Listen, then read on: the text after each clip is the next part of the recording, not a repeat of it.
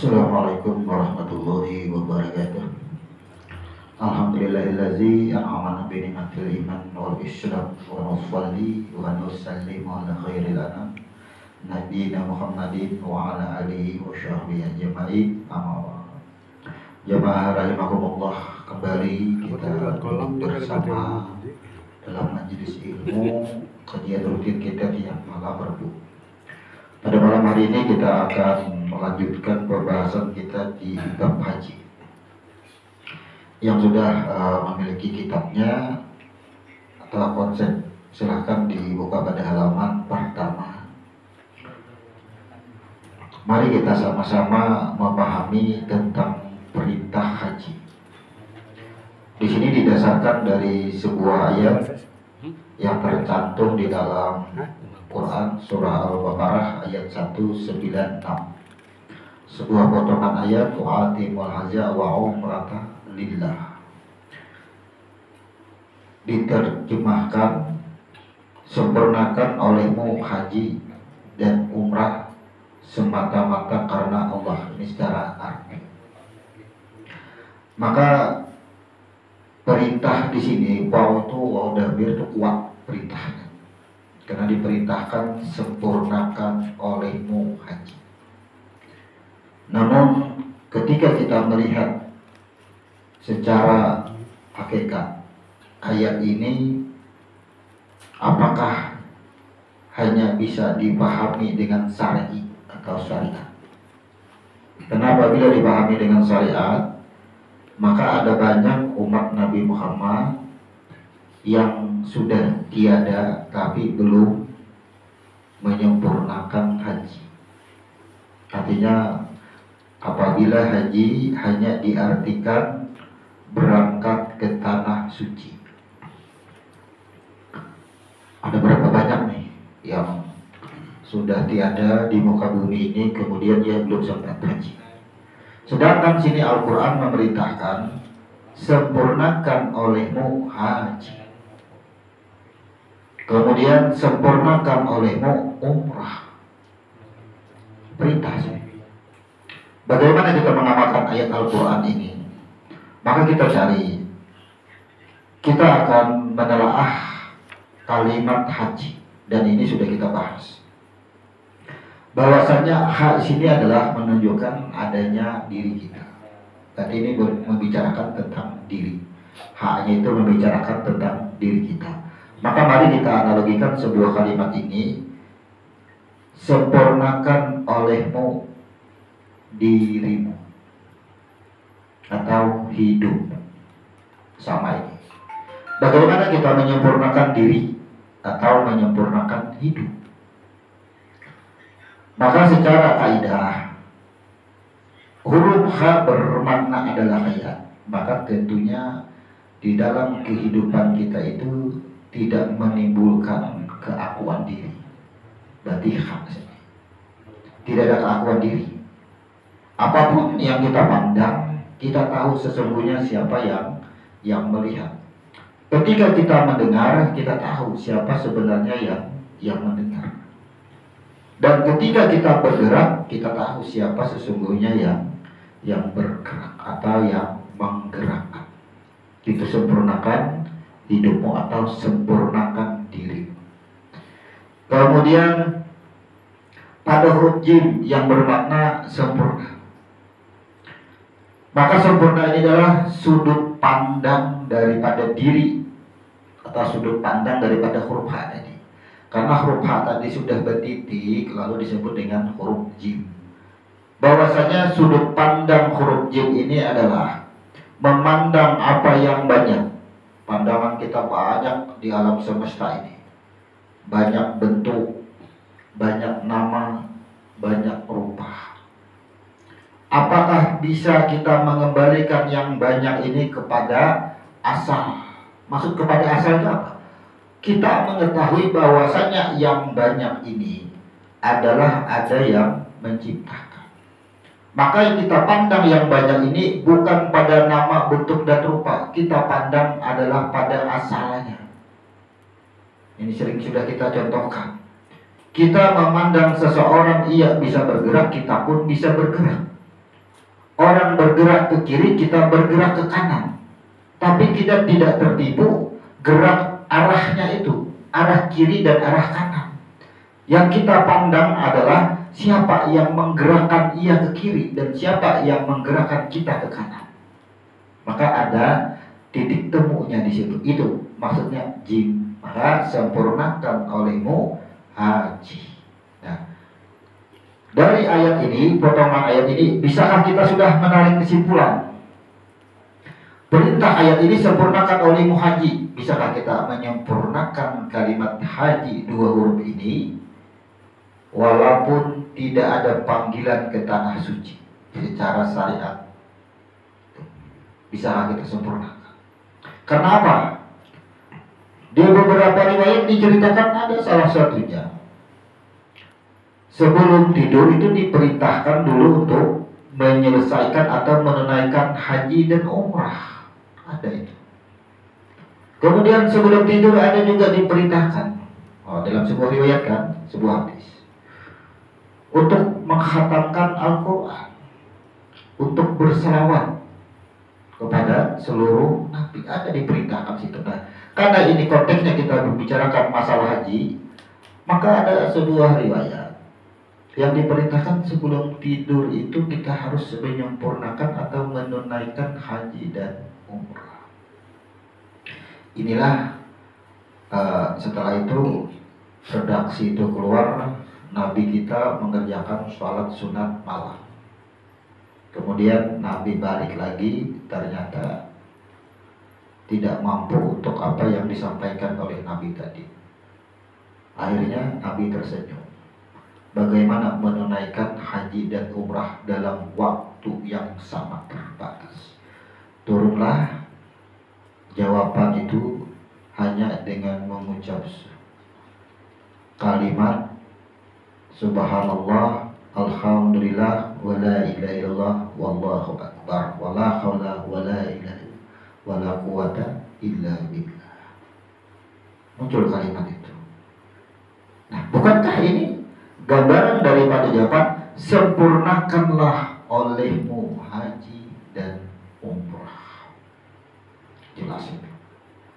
Maka kalau hanya dipahami haji dan umrah berangkat ke tanah suci untuk menjadikan diri seseorang itu atau keislaman seseorang itu sempurna, bagaimana yang sudah tiada? Bahkan kita yang masih hidup pun belum tentu untuk bisa menunaikan berangkat ke tanah suci. Apa tidak bisa? Atau bisakah dikatakan sempurna? Atau bahkan Islam kita ini tidak sempurna? Ini penjelasan kita yang sudah beberapa minggu lalu.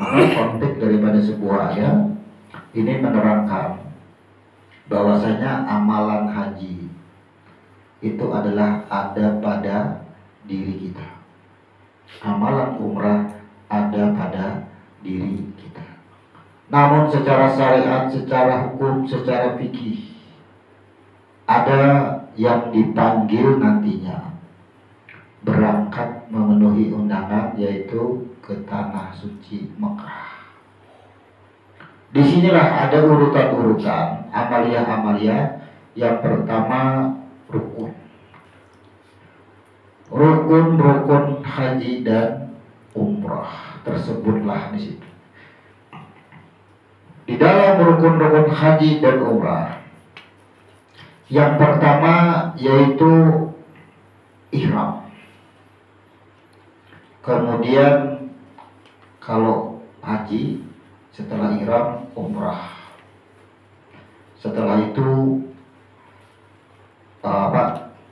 kalau haji ihram, kemudian wukuf, kemudian tawaf, kemudian sa'i, kemudian bercukur atau tahallul, kemudian yang terakhir adalah tertib. Tapi kalau umrah, wukuf yang tidak ada.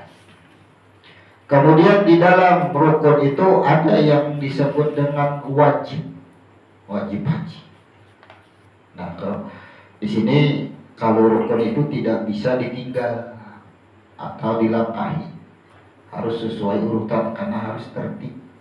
Setelah ia mengerjakan berniat ihram, maka ia harus berada nantinya sesuai waktu yang dijadwalkan, yaitu mulai tergelincir matahari pada waktu zuhur tanggal 9 Zulhijjah sampai terbit matahari tanggal 10 Zulhijjah, itu sudah bermalam atau ada di padang Arafah hukumnya.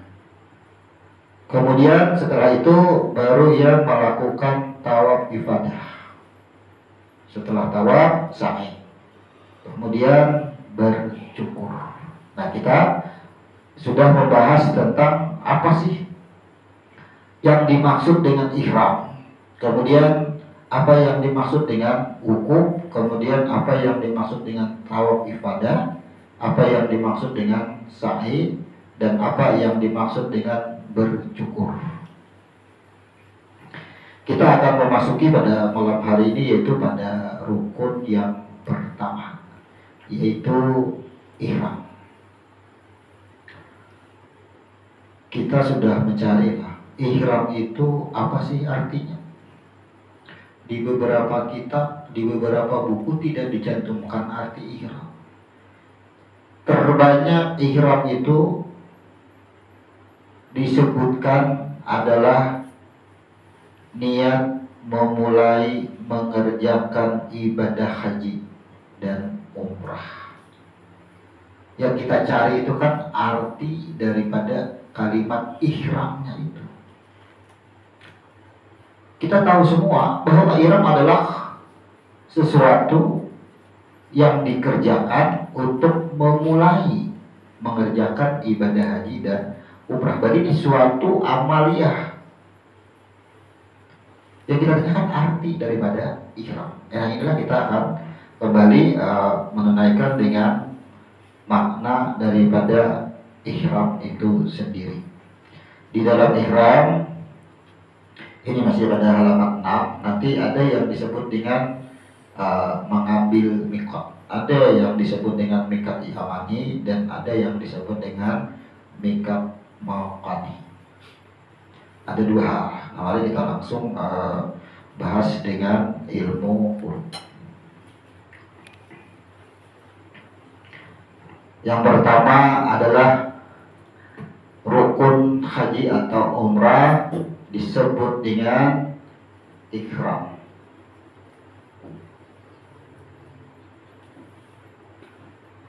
Kita bisa di dalam ihram kita diperintahkan untuk mengambil miqat. Miqat.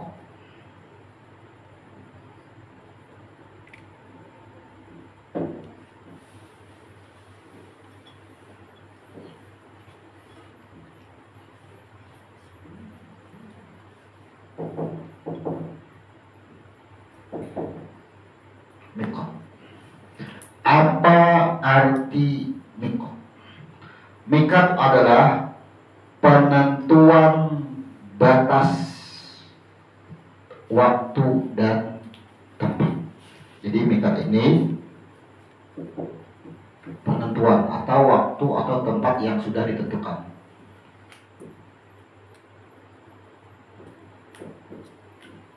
Penentuan tempat dan waktu.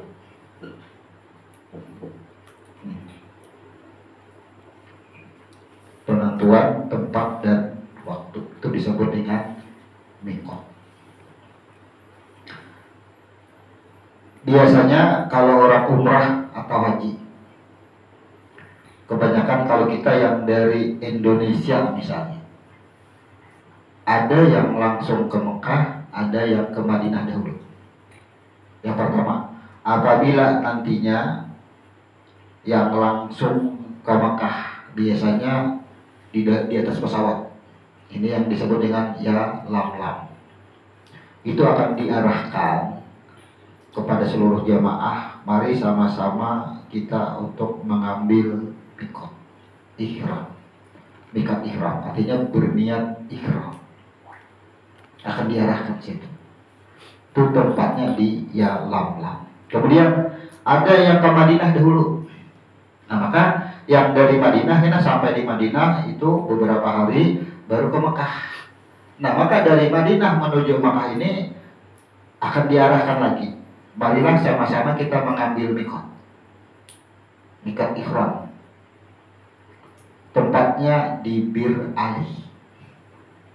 Itu secara syariat. Nah kita pahami bahwa mikot ini adalah penentuan tempat dan waktu.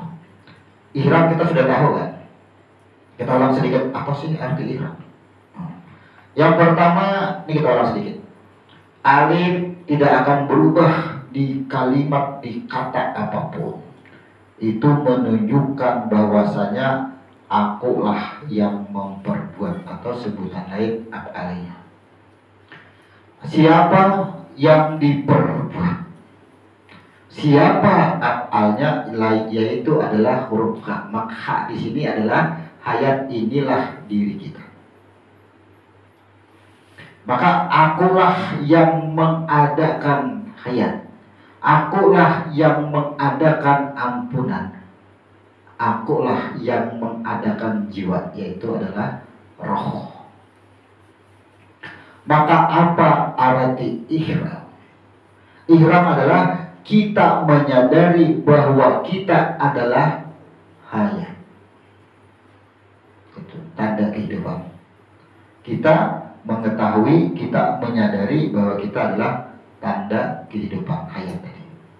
Semuanya. Jadi dalam hal apapun penamaan amal ibadah itu kembali ke asal. Kita adalah hayat. Selesai.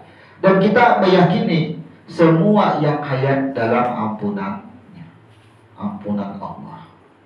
Maka siapa sesungguhnya yang mendapatkan ampunan adalah roh. Nih, maka kata-kata ihram, marilah kita berihram. Sasaran akhir adalah pada roh. Jadi konteks penamaan amal ibadah kita semua ini, apapun namanya, ternyata yang bagawi sesungguhnya ini semua harus ini mengembalikan ke sini kita. Di dalam sholat ada yang disebut dengan takbiratul ihram. Siapa yang takbir? Nih, orangnya. Ya kan itu maksudnya. Bila ada keakuan siapa yang takbir, tangan kita pada jahir ini yang paling bahaya. Ada keakuan pada penjahiran, pada jahir ini bahayanya kita. Jadi orang yang ia bisa bergerak, ia bisa melihat, ia bisa mendengar dan sebagainya, tuduh semua tuduhan. Apakah perbuatan baik dan apakah perbuatan buruk, inilah geraknya. Motor penggeraknya adalah huruf mim. Maka disebutkan nanti diarahkan, marilah kita mengambil mikot ihram. Berarti marilah kita menentukan tempat dan waktu. Siapa tempat dan waktu? Siapa tempat dan waktu? Tempat dan waktu itulah yang disebut dengan, ada yang disebut nih. Nah, ini adalah batang tubuh.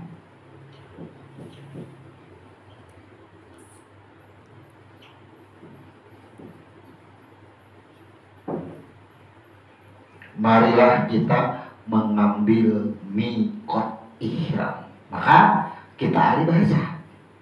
Marilah kita menentukan batang tubuh kita, mengharamkan batang tubuh kita ini. Apa yang diharamkan? Artinya jangan mengakui batang tubuh ini. Wahai batang tubuh, jangan diakui. Kemana kembalinya?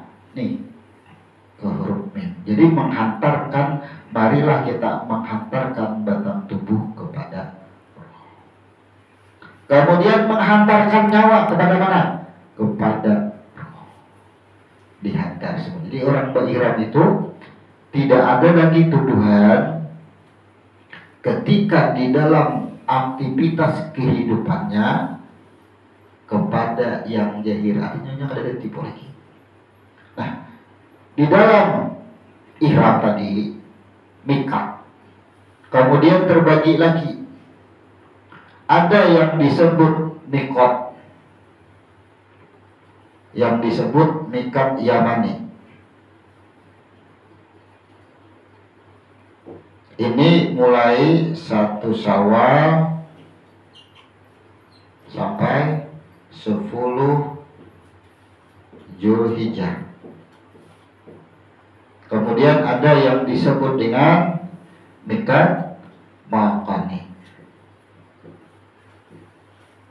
Inilah penentuannya adalah sesuai lokasi atau sesuai keberangkatan.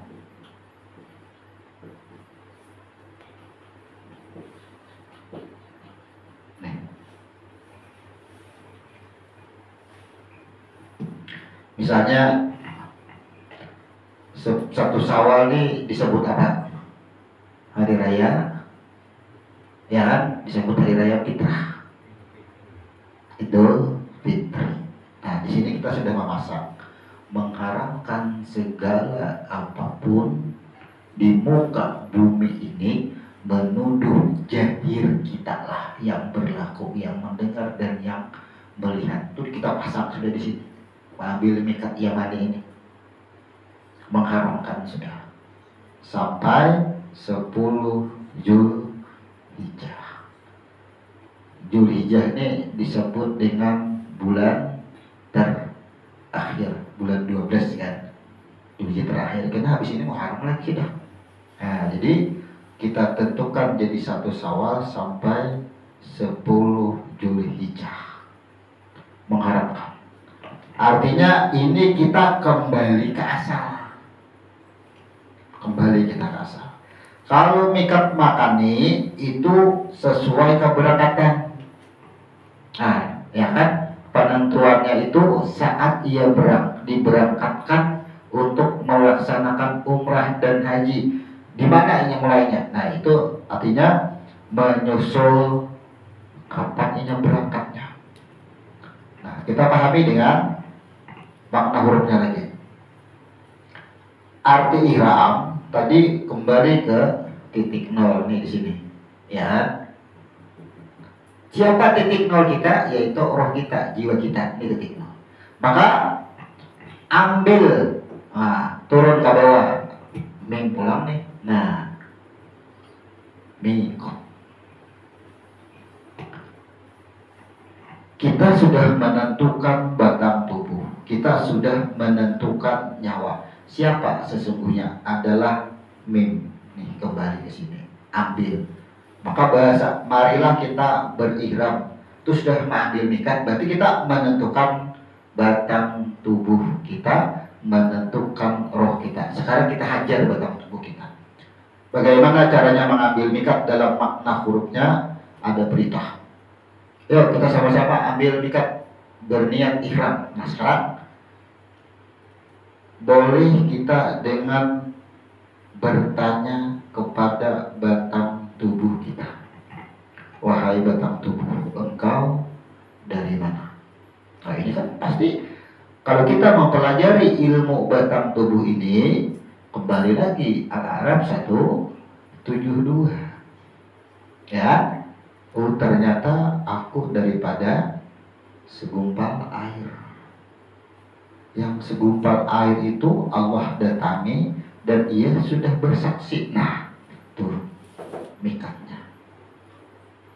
Mari kita mengambil mikat untuk ihram, mengembalikan batang tubuh ke titik nol, ke asal kita. Kembalilah ke asal. Sekarang yang kita tanyakan lagi, begitu sudah kembali ke asal, berarti kepada huruf mim. Sudah, kembalilah ke huruf mim. Maka nyawa tadi, nih jiwa kita tanyakan lagi, wahai jiwa, kenapa engkau bisa berpikir? Karena adanya roh. Jadi lambang ini huruf mim. Sekarang, apa fungsi huruf ya setelah mim? Nah, ini semua huruf ya adalah menerima, tidak ada membantah. Sebagaimana ana antallah adalah berhak kita membantah lagi, menolak.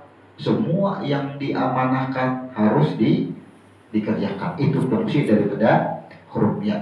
Maka jiwa yang selalu menjalankan amanahnya, ini berarti dalam kaidah dalam ilmu usul fiqh yaitu menjalankan sunnatullah sunnatur rasul. Itu maksudnya. Jiwa yang menjalankan sunnah-sunnahnya, maka ia berada dalam kekuasaannya. Nah, huruf kaf. Orang yang berada di dalam kekuasaannya, artinya berarti kita ini berada di dalam rumah orang misalnya. Bolehlah berperilaku sekehendak kita, kan kata kawa. Berarti kita harus menurut aturan yang ampun rumah. Nah sama, kita sudah berada di huruf kaf, kembalilah ke asal. Kemudian ada huruf alif di sini, mikot. Padahal tanpa huruf alif pun boleh di sini. Tapi kenapa di sini disertakan huruf alif? Supaya apa? Coba. Orang yang di dalam kekuasaannya, maka ia sudah dianggap taubat atau ia mengakui segala perbuatannya. Siapa sih semuanya yang berlaku tadi adalah roh. Jadi fungsi taubat di sini, nah fungsi taubat di sini penyerahan. Ini yang berserah diri, anak atau aku adalah engkau. Kenapa ada huruf alif? Apa peran huruf alif di sini nih? Peran huruf alif hati-hati. Boleh jadi kita ini melaksanakan sholat, melaksanakan haji ke Makkah, kada sadar bahwa siapa sesungguhnya yang menentukan ia bisa berbuat, kan ada huruf alif di sini. Artinya siapa sesungguhnya yang bertaubat tadi? Jangan sampai lagi tak akui pada penjahiran yang bertaubat. Itu maksudnya. Kan kita nih coba aja rasakan sambayang aja gitu. Kadang-kadang pada saat aku nang sambayang nang aku jahir nih nah. Isinya huruf alif menerangkan nih, ini yang membuat pengakuan dihalat oleh huruf alif supaya kita ini beramal ibadah itu jangan ada keakuan. Itu maksudnya. Disitulah ayat Al-Quran, barang siapa yang aku kehendaki ia baik, barang siapa yang aku kehendaki ia sesat, sesatlah ia. Barang siapa yang aku kehendaki baik, baiklah ia. Kan itu sama. Berarti seseorang itu bisa berserah diri, bisa bertaubat itu karena memang ada huruf alif, karena Allah ya sudah yang menentukan. Itu maksudnya. Ini fungsi daripada huruf alif. Nah, pahamlah kita sudah. Kan nantinya insya Allah secara syariat, secara pikir, ya, yang berangkat umrah kah, yang berangkat haji kah, pasti akan menemukan kalimat dari pemandu. Marilah sama-sama kita ambil mikot ihram. Nih, kebanyakan orang kan apa? Oh, pakai kain ihram, dikira ambil ihram pakai kain ihram. Ambil gitu ya. Marilah sama-sama kembali ke titik nol. Nih, nol ini ke titik nol artinya mulai hari ini semuaan roh, semuaan membegawi. Ada tuduhan lagi, ada tangan, ada batis, ada mata, ada telinga, jadi kita matikan semua. Ya, matikan. Ini roh semua membegawi, kada ada lagi. Sama aja kan. Orang sembahyang pun setelah takbiratul ihram bolehlah makan dan minum. Itu ada boleh maksud sama. Ketika ini sudah diambil niat ihram, ada aturan-aturan yang tidak boleh dilanggar ketika ia sudah memasang niat ihram. Nah, jadi kita pahami mikatnya dahulu. Nah, sekarang bisakah kita ini mengambil mikat juga sedangkan kita ada di Makkah? Nah, kalau sudah kita jelaskan, kita uraikan arti mikat sesungguhnya, bisalah kira-kira? Mustahil kada bisa. Apabila dimaknai mikat ini hanya harus tolak ke Makkah, bagaimana? Wa'atimul hajj, sempurnakan olehmu haji. Bagaimana kita bisa menyempurnakan haji dan umrah? Itu maksudnya. Hendak kuring sudah sempurna, kita tunaikan haji dan umrah. Itu luar biasanya kita. Kalau ayat Al-Quran hanya dipahami dengan syariat mengerjakan tolakan Makkah, kita abaikan ini semuanya. Ada banyak berapa tuh kerugian umat manusia. Kan hanya memahami dengan hukum. Itu maksudnya. Nah sekarang, kapan kita mulai mengambil mikot? Sejak kita mengetahui yang disebut dengan ilmu. Dari mana? Coba kata-kata umrah. Nih, ilmu.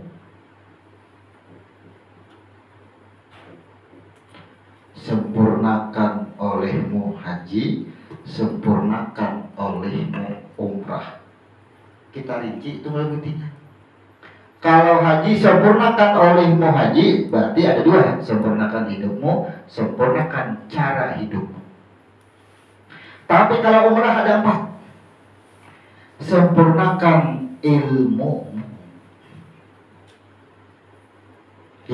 sempurnakan. Bagaimana caranya? Nih, karena mengambil mikat banglah, umrah mengambil mikot, haji mengambil mikat. Sekarang sempurnakan batang tubuh. Kita sudah mengkaji, kita sudah tahu, Allah sudah menginformasikan di beberapa surah, di beberapa ayat. Salah satunya Al-A'raf 172. Belum lagi di surah An-Nisa. Ada banyak situ dijelaskan bagaimana Allah menjadikan manusia itu ada, atau bagaimana Allah menjadikan makhluk itu ada. Berarti sejak kita mengetahui siapa sesungguhnya batang tubuh, siapa sesungguhnya yang wujud, berarti kita secara tidak sengaja sudah menyempurnakan ilmu. Kita sudah sempurna ilmu. Bahkan akhirnya nyawa pun sudah diketahui, sempurnalah sudah. Kemudian hasil ilmu tadi menghantarkan kemana? Menghantarkan kepada huruf mim, masuk pulang kepada huruf mim. Coba kalau kita berilmu, rasakan aja, kita tafakur aja kita. Wahai kulit, wahai daging, wahai tulang, kita tanya semuanya, kemana arahnya? Pasti kepada roh terakhir. Bila sudah kepada roh itu simpulnya adalah kepada jiwa kita yang mengarah, yang kulit. Pada roh sudah, rasakan kita ketika tafakur. Itu umrah sudah. Umrah sudah. Menyempurnakan ilmu. Kembalilah ke asal. Maka setiap kita yang kembali, coba bayangkanlah, kata-kata rahmikan ampunan, yang mendapatkan ampunan itu kan yang bersamanya. Apapun kondisinya, yang bersamanya itu pasti diampuni Allah. Nih, rasakan tafakur, batang tubuh dari mana, roh dari mana. Akhirnya kembali di titik temu. Ketika bertemu di titik temu itu, apa yang kita dapat adalah ampunan Allah atau rahmatnya. Nah, bagaimana kita menyempurnakan ilmu ini sehingga tidak keluar daripada rahmatnya?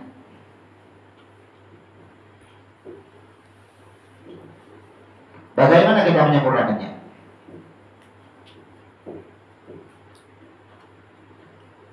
Jangan hanya ketika beribadah. Ini contoh. Ketika kita menemukan rasa, rasa dulu. Rasa ini banyak. Ada rasa susah.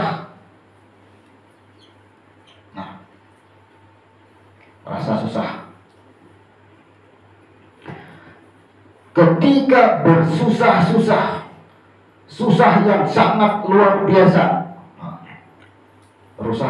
Susah itu kan judul daripada rasa. Judul itu. Kemudian di dalam susahnya itu bagaimana kita tetap bernilai umrah dan haji.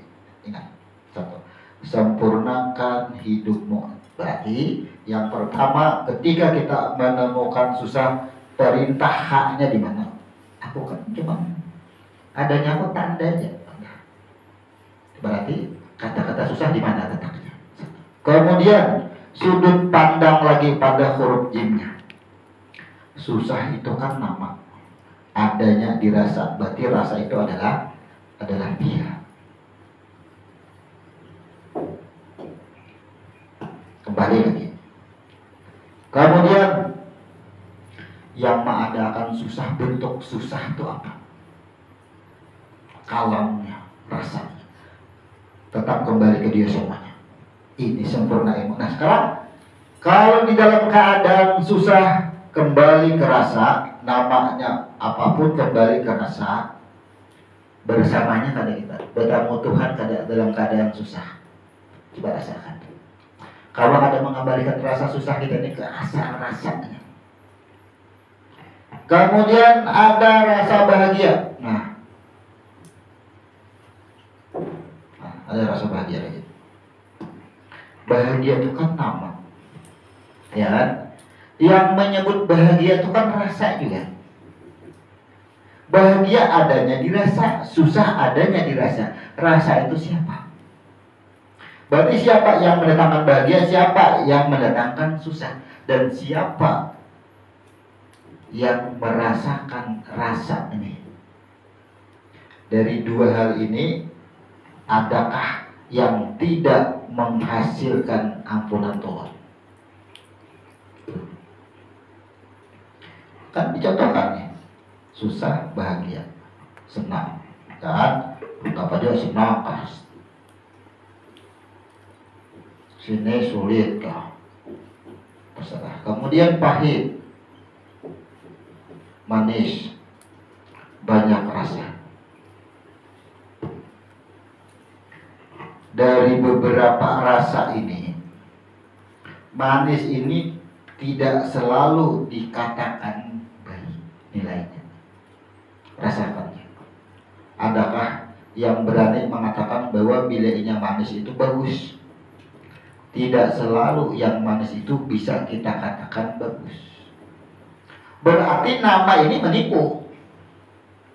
Contoh, sesuatu yang manis itu akan dihindari oleh orang yang diabetes.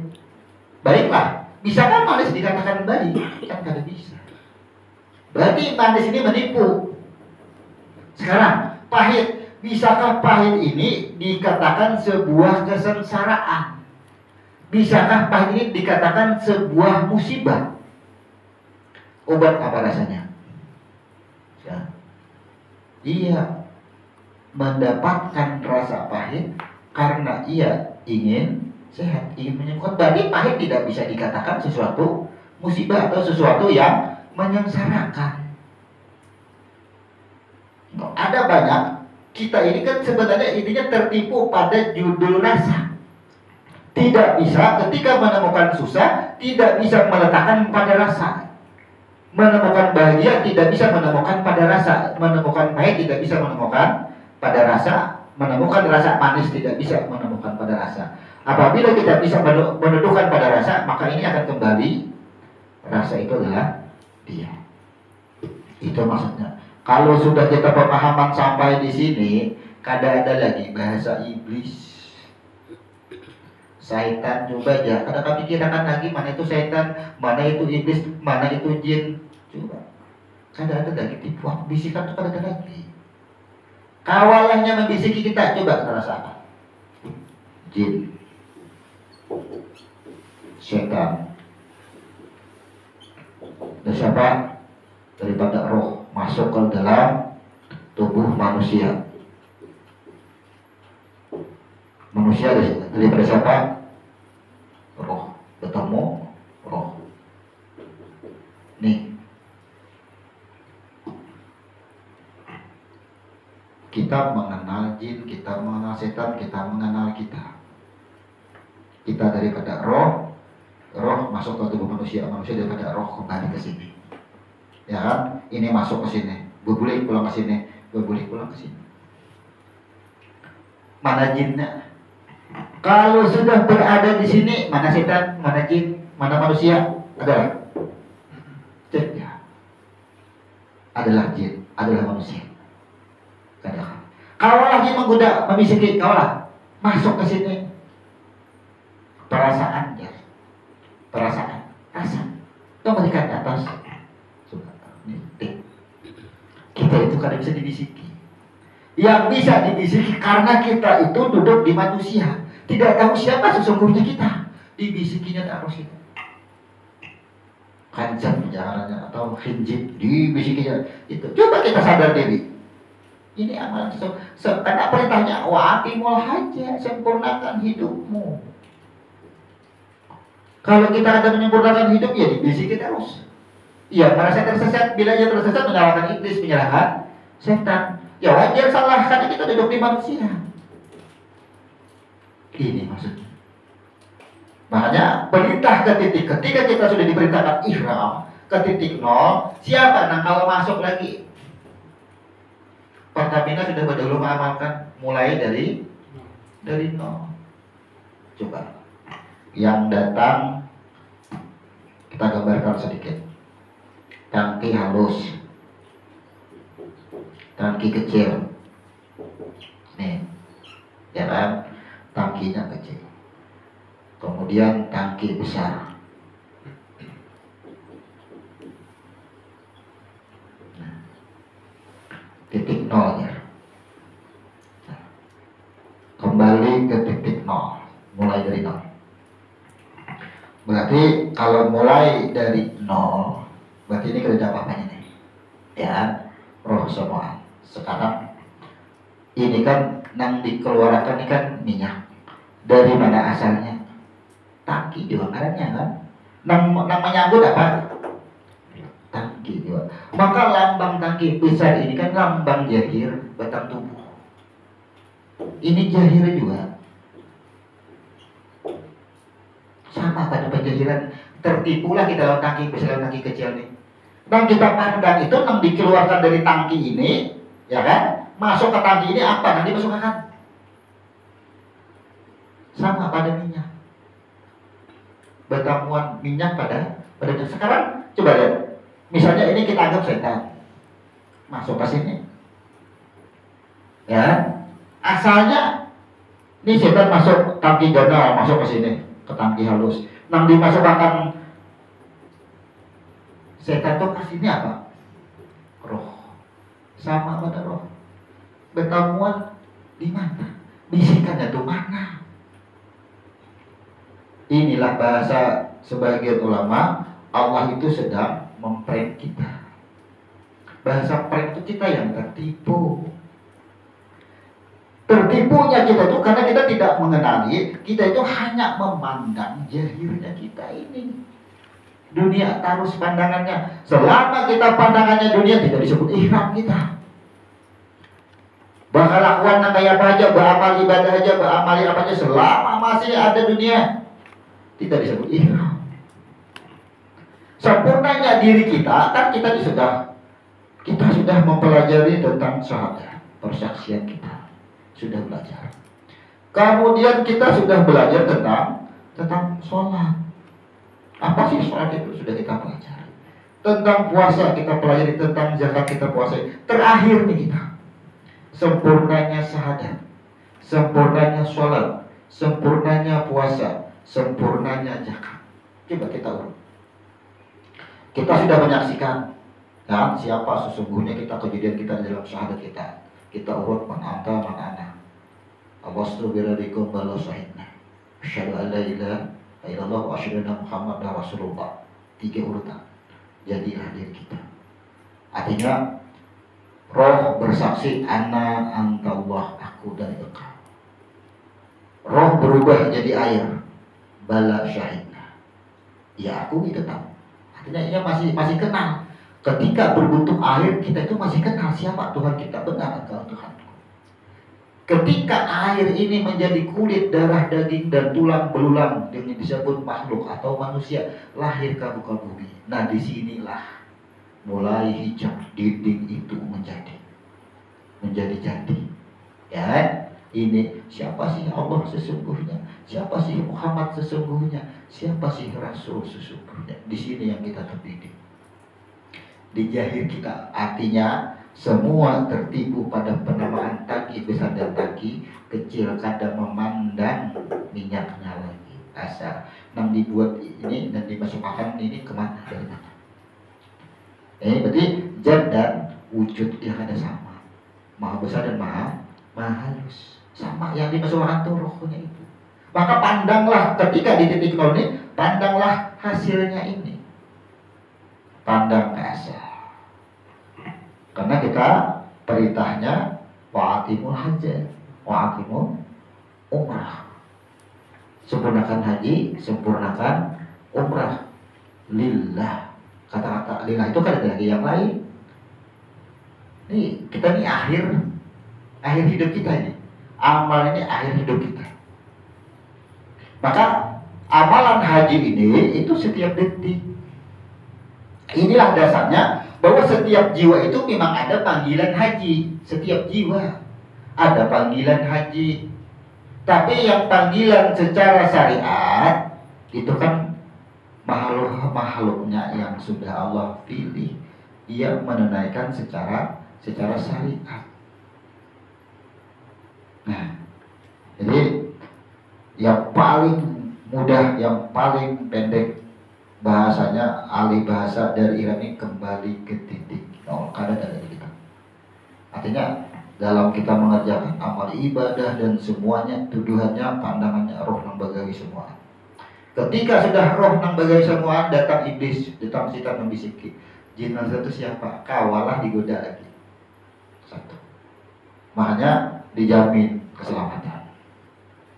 Asal berserah diri, itu sempurnanya Islam. Makanya kan Islam atas 5 rukun, yang terakhir adalah haji. Sempurna ada Islam kita kalau sudah sudut kita semboyan, sudah juga puasa semua, sudah sudut pandang akhir kita inilah. Jadi kita sejak mengetahuinya siapa batang tubuh dan siapa nyawa bagi kita, itu kita sudah ihram, sudah. Ihram itu sesungguhnya kita sudah kembali ke asal, kita sudah kembali ke titik nol, sudah. Tapi hidup kita ini terus berjalan. Syariat kita terus berjalan. Itulah nantinya akan ada masuk di dalam kata-kata wukufnya itu. Di wukufnya itu kita mengembalikan lah. Kalau kita sudah kembali ke titik nol, bukankah aktivitas kita ini kan tetap berjalan nih? Esok-esok dan seterusnya akan berjalan bagaimana? Kita akan mempelajari wukuf. Wukuf itu cara ketika kita sudah berada di titik nol, apapun yang kita perbuat dari wukuf itulah kita bisa mempelajarinya lagi. Supaya janganlah kita bulik kejahir lagi. Kenapa? Karena kita ini menuju alam penjahiran, tapi tetap berada di titik nol. Harus. Nah, jadi nih kembali ke asal. Mikat itu kan arahan nantinya secara syariat. Marilah sama-sama kita mengambil mikat. Pastikan itu. Berarti ini semuanya adalah matikan diri. Sebagaimana Adam awal dicipta, kan belum ada rohnya ada. Batang tubuh itu ihram ke asal. Kada berfungsi, batang tubuh itu kada berfungsi. Makanya ihram itu yang boleh memakai kain ihram, sehelai kain ihram itu kan cuma laki-laki, cuma Adam. Kenapa? Belum berbaju lagi. Nang ihram itu roh belum ada bajunya. Tapi bagi bibinian itu kan diambil dari nang sudah berbaju, nang sudah berbentuk. Hawa itu kan dicipta dari tulang Adam. Berarti nang sudah berbaju. Makanya bibinian itu ihramnya tetap pakai baju cuma warna putih. Warna putih simbol daripada memang suci asalnya, bersih. Simbol aja warna putih itu. Jadi Adam itu kan boleh pakai itu. Kita ihram itu kan boleh pakai baju kan kembali ke Adam. Belum ada rohnya lagi. Nah, itu hakikat mikatnya. Mengambil mikat, menentukan batang tubuh, menentukan nyawa. Tapi di dalam ilmu fikih, mengambil mikat ini menentukan tempat akhirnya banyak di sini. Nah, mikat makanya di dalam mikat Yamani ini waktunya ada. Kemudian di sini banyak. Ada Yalamlam, Bir Ali, Zulhulaifah. Tapi ini yang paling terbanyak 2 nih, Yalamlam dan Bir Ali. Itu paling banyak. Beda negara, beda juga. Nah sekarang kita kaji. Ini kan fikih syariat nih. Kalau kita mengambil mikat dari tubuh kita, kemudian waktu 1 Syawal ini menentukan adalah saat kita mengenal siapa Tuhan kita. Maka 1 Syawal lambangnya Idul Fitri, itu kan penamaan sejak kita mengenal, itu sudah 10 Zulhijjah akhir. Jadi ke-12 bulannya itu habis. Kadang-kadang bulan-bulan lain lagi. Jadi penentuan tempat secara hakikat, tentukan tempat batang tubuh kita ini sudah berawal. 1 Syawal ini berarti kita mengambil ihram, mengambil mikat itu sejak kita suci. Sejak suci itu kira-kira apa rasanya, coba rasakan. Kalau sudah Ramadan kita jalankan dengan sempurna, zakat fitrah sudah dikeluarkan, itu lega itulah. Jadi rasa lega itu sudah perasaan suci. Biar aja kita bicara perasaan dulu, ya kan? Tapi dari situlah kita sudah mengambil niat bahwasanya sejak 1 Syawal itu dan seterusnya tidak terputus lagi sampai akhir hayat, sampai kita pulih, tetap kita sudah mengambil mikat ini. Ini ya lam ada huruf ya Allah, nah ya lam, kemudian bir ali. Nah,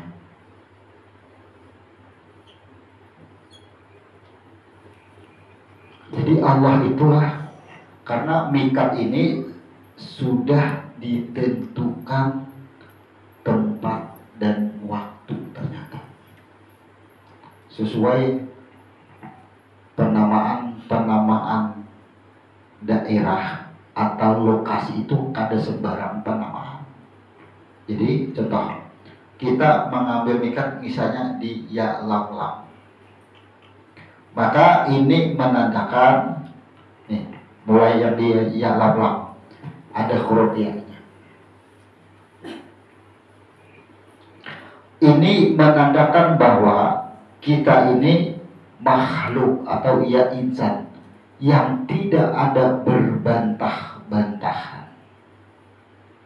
Berarti ini sebuah teguran, sebuah pembelajaran, sebuah ikatan kuat bahwa larangan tentang apapun di dalam kehidupan kita tidak bisa dibantah, itu ya.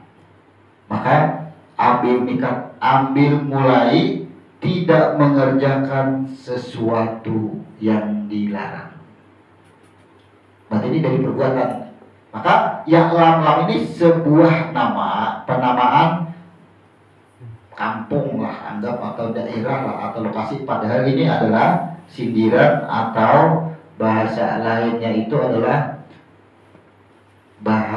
nama jahir, kemudian makna nama jahirnya itu adalah cerita dari suatu tempat. Contoh Memha Mendal dinamakan kepada Muhammad bin Abdullah, padahal cerita bagaimana siapa sih Memha Mendal itu. Nah, nama ya lam ini pun adalah sebuah nama tempat, tapi ini merupakan penjelasan. Apa yang dijelaskan nih? Makhluk. Setiap makhluk tugasnya adalah menerima. Itu semua sudah di lam ya ambil mikat. Pokoknya ini perintah, semua perbuatan aku ikuti, aku turuti, dan semua perbuatan ada pada roh. Berarti ya lam adalah sebuah tempat yang berproses dahulu tentang keilmuan. Ini bagaimana wahyu turun diceritakan. Jadi sebuah tempat yang diberi nama ya lam ini, cerita di situ manusianya ini sudah ada. Ya, manusia sudah ada. Di jahil sudah ada. Kemudian diperintahkan untuk mengerjakan semua amanahnya dan jangan bertahan pada huruf lam ini, artinya jangan diakui. Ya lam. Kenapa tak ulang 2 kali ya lam? Ini adalah pemantapan bahwa nantinya roh ini akan nampak lagi kepada jahir. kembalikan lagi kepada roh. Nah, ini menunjukkan keluar masuknya keimanan. Coba aja kita, kalau orang mengambil mikat dari ya lam lam, ini adalah sebuah cerita bahwa kita itu memang keluar masuk. Kadang-kadang tak akui, kadang-kadang berbulit. Ya lam lam. Nah sekarang Bilali, coba kita lihat. Maka ini menceritakan suatu daerah. Disinilah ini menceritakan masalah alam rahim, persaksian terjadinya yang awal. Ini berarti bicara alam roh, ini bicara jasad yang sudah ada, ini jahir sudah ada. Ini membicarakan masalah roh, kejadian roh dahulu. Ini huruf ba. Belum jahir manusianya. Nah, dijelaskan di sini. Huruf ra-nya adalah masalah ampunan. Artinya setiap jiwa membawa ampunan Allah. Nah, lalu alif bir aliyana, aku maulah manusia, maulah makhluk, dan setiap manusia menerima. Jadi mana bagusnya dari dua nama ini? Ya pastinya di sini pun. Kalau hendak mengambil bagusnya, ya kan? Karena ini bermakna adalah kita ini dibicarakan atau diceritakan mikat, menentukan batang tubuh dan nyawa kita ini kepada kejadian yang asal. Kalau ini mengambil mikat di yang malam, menentukan batang tubuh dan nyawa jahir dahulu. Berarti kalau jahir dulu ini disebut dengan ilmu tujib. Nih di sini ilmu tujibnya, leburkan badan. Kenapa? Karena ada huruf ya dahulu, hanya huruf lam. Ini menceritakan, makanya ilmu tauhid itu kan banyak turunannya. Nah, leburkan badan. Nah, yang ada apa? Kolom. Yang ada adalah hati. Hati lambangnya sama dengan huruf M karena jiwa juga. Nah, ya kan? Kemudian leburkan. Apa yang dileburkan? Jiwa atau kolom atau hati. Yang ada adalah roh. Nih, roh. Kenapa huruf lam namanya sini? Lam yang bersifat nyawa. Karena lam kan dua. Bentuk, nama dan rupa adalah sifat. Lam awal dan lam akhir. Coba lam akhir apa? Nih, ada sifat. Leburkan yang ada adalah roh. Leburkan sifat. Leburkan roh. Siapa nama jadi jiwa? Kembali kepada dia, kepada roh lagi, kepada nur di sini. Maka ya lam ini kalau kita hanya belajar tentang haji, ia akan tertahan pada nama daerah. Coba ya rasakan.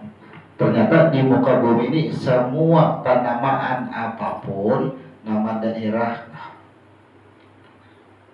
Arafah, pertemuan Adam dan Hawa disebut Arafah.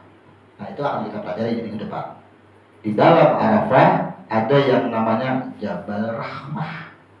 Kenapa Allah menemukan Jabal Rahmah? Kenapa Allah menemukan Arafah? Pasti ada cerita semuanya. Contoh aja kita di jalan sini, Jalan Nangka. Kenapa? Padahal nangkanya ada daun, ternyata baharinya banyak nangka.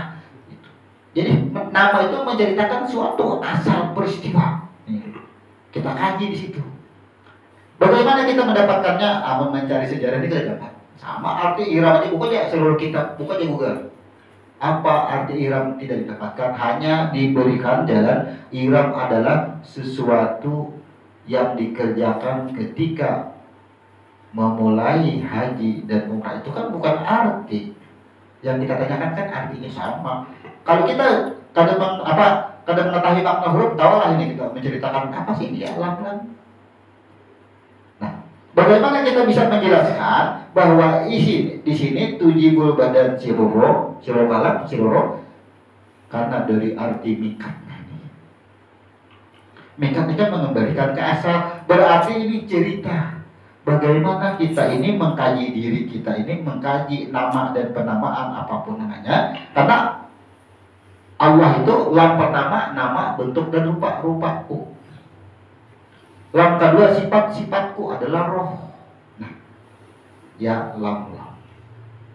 Kalau berarti ini berasal daripada kembali ini jika orang belajar di dalam ilmu tauhid, ia mulai belajar tentang ilmu roh dahulu.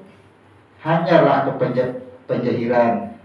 Lalu ini belajar tentang hukum Tuhan. Ya, mulai usul fikih sini kisahnya hanya sampai kepada Tuhan. Ada ini belajar tasawuf dahulu, hanya fikih kayak. Ini sama ini perbandingannya. Sama. Artinya Bir Ali ini menerangkan cerita ambil mikat di sini, ayo mengambil dari roh dahulu. Berarti kita ada meleburkan adan dahulu, langsung ke roh, lenyapkan aja langsung. Itu maksudnya. Ada banyak itu penamaan. Ini kita contohkan daripada dua nama. Jadi semua penamaan itu ada rahasianya. Contohnya di kitab sini tidak dicantumkan namanya Hudaybiyah. Coba. Padahal Hudaybiyah itu termasuk di dalam kawasan yang boleh mengambil mikat di situ. Tapi Arab Saudi tidak mengizinkan sampai saat ini. Boleh dibuka perjanjian Hudaybiyah. Nah, dari hurufnya itu kada didapatkan. Itu hurufnya Hudaybiyah. Kada didapatkan di situ. Huday, Huday, lainnya. Hudaybiyah. Huday.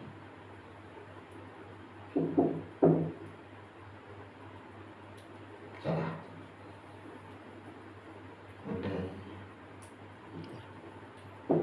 Hudaybiyah. Jadi kalau kita rumus, ini kan ada perjanjian Hudaybiyah. Jadi digali orang nih, sampai saat ini masih dicari orang. Kenapa Arab Saudi melarang kita mengambil mikat ini di Hudaybiyah itu kenapa? Kada bisa. Kan Nabi kan diusir. Makanya ada perjanjian Hudaybiyah ketika terjadi peperangan di situ. Mana salah satunya? Apa di situ? Karena Hudaybiyah ini adalah nih huruf dalnya itu kada kawa dilepas. Setiap yang misalnya terjadi mengambil mikat di Hudaybiyahnya kada sampai terdinding. Karena coba lihat, ada ha dan ada dal. Kehidupan ini hanya menuntut balas saja gawiannya. Ini penamaan Hudaybiyah kepada suatu daerah itu bahwa orang-orang di situ itu sifatnya sekarang ini aja, bila bagarang ada upah. Jahir dunia semua. Jadi ini lebih tinggi kepada unsur keduniaan. Jadi suatu tempat itu di mana penduduknya itu asalnya itu emosinya, pokoknya urusan dunia itu lebih dominan di situ. Penyarikannya ada di situ, sabarataan ada di situ di nama ini. Padahal ini kan kawasannya masuk wilayah nih, boleh mengambil mikat di sini, mau ihram kamu haji kak pun, tapi Arab Saudi melarang sampai saat ini. Nah, ini dicari apa sebabnya? Kalau kita mencari sebabnya secara ilmu dunia kadang-kadang paling dinyatakan karena itu kan bekas perang dan itu ada perjanjian dengan Nabi itu. Kan boleh dari situ Islam memang ada dibolehkan di situ. Nah, ini menunjukkan bahwa kawasan daerah ini adalah jika bahasa kita apa kayak kawasan ini khusus keduniaan aja. Sekarang kan ada sudah daerahnya yang setara dengan Hudaybiyah juga cek. Di mana suatu daerah itu bebas minuman keras, perzinahan, ya kan, narkoba itu di jalan-jalan raya kan sudah tuh. Jadi penamaan daerah itu menentukan kebersihan kita bagaimana. Di huruf dal terus tidak bisa menyampaikan kepada huruf H untuk bisa kembali, ini ada bisa. Hidup kenapa? Karena setiap orang hidup ini ada keakuan dan hanya menuntut balas, upah tarus, pahala tarus. Kayak mana sampai ke sini kadang sampai berbantah-bantahan. Makanya ianya dua ini selalu berbantah-bantahan, terdinding baknya dan persaksiannya terdinding. Dari mana sejarah? Silakan buka sejarahnya. Perjanjian Hudaybiyah, sehingga kita bisa memaknai kita hubungkan mikat dengan Hudaybiyah dan sejarah terjadinya. Ternyata sejarah itulah menjadikan nama itu disebut dengan Hudaybiyah. Nah, makanya ini sebagai gambaran bahwasanya pengambilan mikat itu adalah menentukan batang tubuh disebut tempat. Nih, batang tubuh adalah tempat.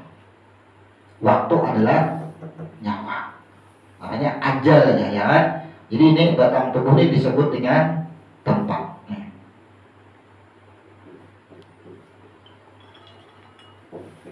Tempat ini adalah waktu.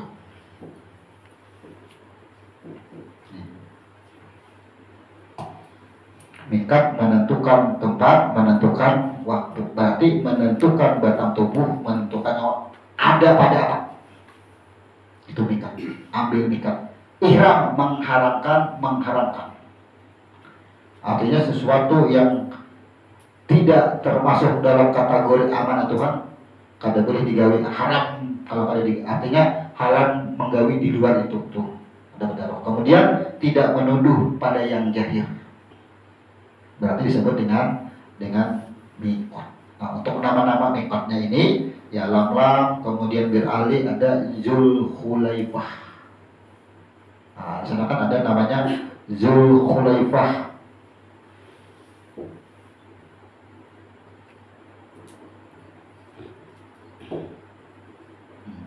Ada namanya Zulhulaifah. Kira-kira apa sejarahnya di Zulhulaifah? Zulhulaifah ini menyangkut orang-orang yang tentang materi perhiasan dunia.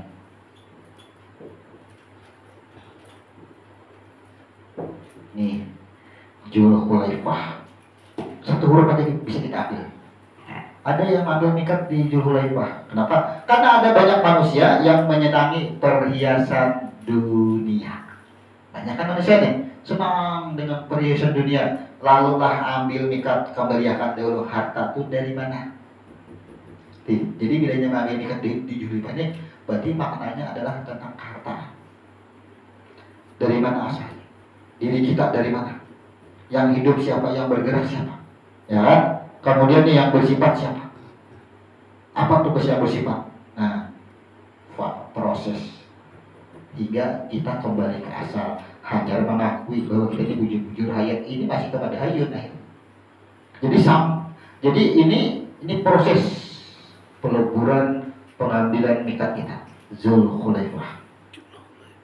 Jadi sudah kita kaji dari semua penamaan bagaimana kita mengambil miqat itu, maka penamaan pada tempat itu adalah cerita sebelumnya itu dinamakanlah pada tempat tersebut.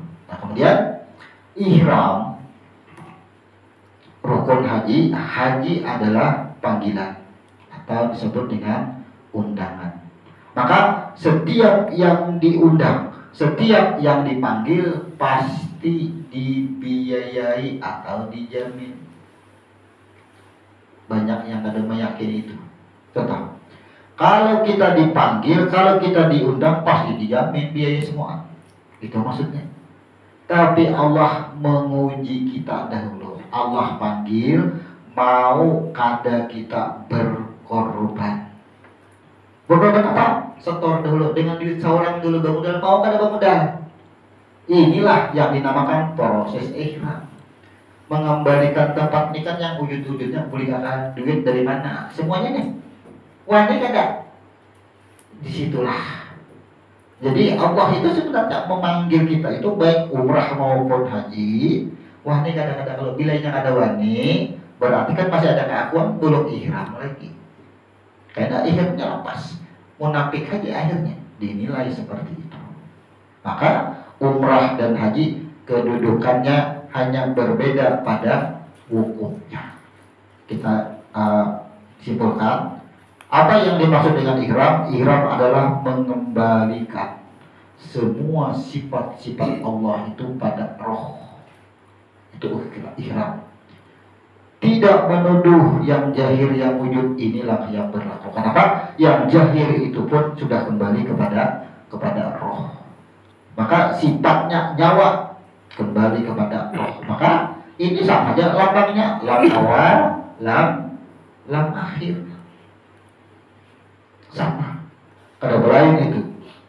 kita kembalikan itu ada lam. Kenapa? Di sini kan ada alif. Nah, di sini ada ha. Semuanya dileburkan, kembalilah kepada ha. Ini asal. Ha ini wadahnya aja, wadah asal, wadah roh asal. Kan di situ asalnya. Kembalilah kepada asal. Alif, lam, kembali ke asal. Jadi ihram kembali ke mengembalikan batang tubuh yang wujud, mengembalikan nyawa kepada roh yang asal. Semua itu ihram. Bila masih ada pandangan lain, maka ihram, hakikat ihramnya itu lepas. Kenapa? Karena orang sudah berihram itu kan ada kekhawatiran inilah itulah. Bukan ihram namanya. Nah, kita rasakan sekarang. Sebelum ini kita akhiri. Kira-kira kawalah kita berihram ini seberataan. Kada harus ke Makkah. Amuninya kada kawal, maka ayat Quran ini batal. Karena sempurnakan olehmu haji dan umrah. Itu kan kalimat perintah. Kayak apa kita menyempurnakan? Kalau diartikan dengan fikih harus berangkat ke tanah suci, berarti kan menyangkut duit, menyangkut panggilan. Bagaimana ada panggilannya? Tuh, bagaimana ada Quran? Inilah semua jiwa dipanggil untuk menyempurnakan haji dan umrah. Semua jiwa. Tapi tidak semua batang tubuh. Tidak semua batang tubuh yang dikembalikan atau dihadirkan Allah ke tanah suci secara syariat. Kada rugi kita. Kalau sudah memahami makna haji, ke tanah suci itu kan tawaf haji, mengunjungi hati. Nah, nanti kita bahas di dalam bab tawaf. Orang tawaf di Makkah, apakah kita kada tahu juga tawaf? Orang berihram, kawan kita berihram juga kita. Melaksanakan ihram saat berkorban, kita menyerahkan duit, ya kan? Mencari sapi, penyelenggaraan sapinya disembelih kayaknya. Adalah geritik hati lagi ini aku julung duitku kate. Nih aku yang berusaha kada lagi. Adalah geritik hati ini duitku kada lagi sudah. Karena sudah kembali semuanya. Duitnya apa? Kembali. Jadi sapi kayaknya. Itu kita ihram. Orang secara ritual berangkat ke tanah suci, melaksanakan ihram, wukuf dan sebagainya, bayar dam, berkorban di sana, ya kan? Belum tentu. Kenapa? Kan sebuah cerita. Wahai malaikat, nang khusus tukang catat berapa jumlah tahun ini umat Muhammad yang berangkat haji 600.000 ya. Tahun ini ulang malaikat tukang catat pahala. Bagaimana dari yang 600.000 itu? Ya kan? Total pahala mereka berapa? Tidak satu pun tercatat. Tidak ada yang dapat pahala? Pahala haji tidak dapat. Tapi ujian malaikat yang setinggi tadi ada satu, tapi namanya tidak tercantum di 600.000 itu, dan ia tidak berhadir di Makkah. Ia mendapatkan pahala haji, dicari orang tadi. Cari, wah dicari, disidanglah. Akhirnya apa? Bertemulah dengan seseorang yang ia ketika akan berangkat haji, tapi tetangganya ada nang kelaparan. Akhirnya duitnya buat usaha tetangga tadi dan buat makan. Jangan lagi sampai kelaparan. Pada jadi naik haji, berangkat haji, tapi itulah yang mendapatkan nilai haji. Berarti dari cerita sirah Nabiya mendukung kita bahwasanya benarlah wa'atimul haji, sempurnakan haji, dapat pahala haji, dapat nilai haji. Kalau syariat itu kan mencari gelar supaya dipandang sebagai haji, cari gelar. Maka kata-kata wa'atimul haji, perintah haji ini adalah bersesuaian dan dikuatkan di dalam sirah nabawiyah tadi. Kita mengembalikan bagaimana adanya diri kita dan bagaimana cara kita yang sudah ada ini dalam berkehidupan. Itu pada huruf jimnya. Dan bagaimana kita menggunakan, memakai ilmu, kemudian mengembalikan semuanya kepada yang asal, disebut dengan roh, dan semua roh adalah dalam ampunan Allah. Maka inilah hayat, artinya semua yang hayat. Mun kita ilmu Allah ini nabagawi roh rahmatnya untuk roh, berarti kita tuh hayat sudah, berarti secara kada sengaja kada usah juga itu aku adalah hayat, kada perlu juga. Ini kan ilmu itu takluk cukup diketahui, kada perlu lagi kita lisankan. Yang penting aku aja hayat, terus saya ucapkan lagi, cukup diketahui itu amalan kita. Nah, jadi mungkin ini penjelasan kita tentang rukun haji dan umrah yang pertama. Jadi pertama itu ihram namanya, setelahnya baru nantinya kalau ke umrah langsung tawaf. Tapi kalau haji habis berihram ini kita langsung menuju Arafah untuk melakukan wukuf. Insya Allah minggu depan kita akan membahas tentang wukuf. Nah, ini rukun yang ada boleh ditinggal. Ihramnya yang di bawah ini adalah wajibnya. Ambil ini kan wajibnya. Nang kada kawa, inilah yang disebut dengan bayar dam. Ini bila kada kawa manggawi yang di bawah ini, nah itu kena bayar dam. Wajibnya, wajib ihram. Gitu. Kalau ihram, ya ihram boleh. Artinya dimanapun. Kalau ke ihram sudah, ini wajibnya. Kenapa? Bayar damnya sih kada kawa. Itu maksudnya.